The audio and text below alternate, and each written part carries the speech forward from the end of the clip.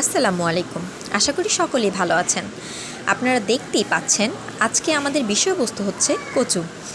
এটি আমাদের জন্য খুবই সহজলভ্য ও পুষ্টিমান সমৃদ্ধ সবজি।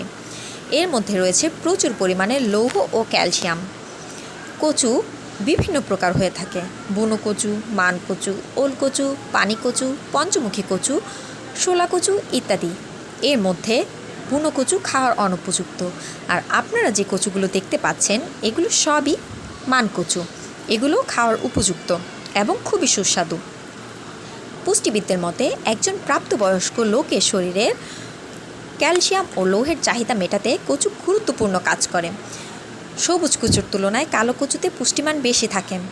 কচুর এই সুন্দর রূপ ও এর পাতাবাহার বৈশিষ্ট্যের কারণে এটিকে টবে ও বাগানেও চাষ করা হয়।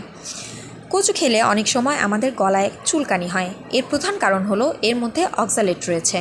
তাই রান্না করার আগে কচুকে ভালোভাবে ধুয়ে খোসা ছাড়িয়ে এর মধ্যে লেবুর রস অথবা ভিনেগার বা তেঁতুল গোলা পানি দিলেই অক্সালেটের দানাগুলো দূর হয়। ফলে অক্সালেট যে দানা আমাদের গলায় বাজে বা কাটার মতো বিঁধে, সেগুলো সহজে দূর হয়ে যায় এবং আমাদের গলায় চুলকানির ভাব হয় না। এখন চুলকানির জন্য কচু অস্বাস্থ্যকর এমনটা মোটেও নয়, শুধুমাত্র অক্সালেটের জন্যই কচু গলায় ধরে। সুতরাং কচু খুবই গুরুত্বপূর্ণ এবং পুষ্টিমান সমৃদ্ধ সবজি। তাই আমাদের খাদ্যাভ্যাসে প্রত্যেকেরই উচিত কচুকে অন্তর্ভুক্ত করা।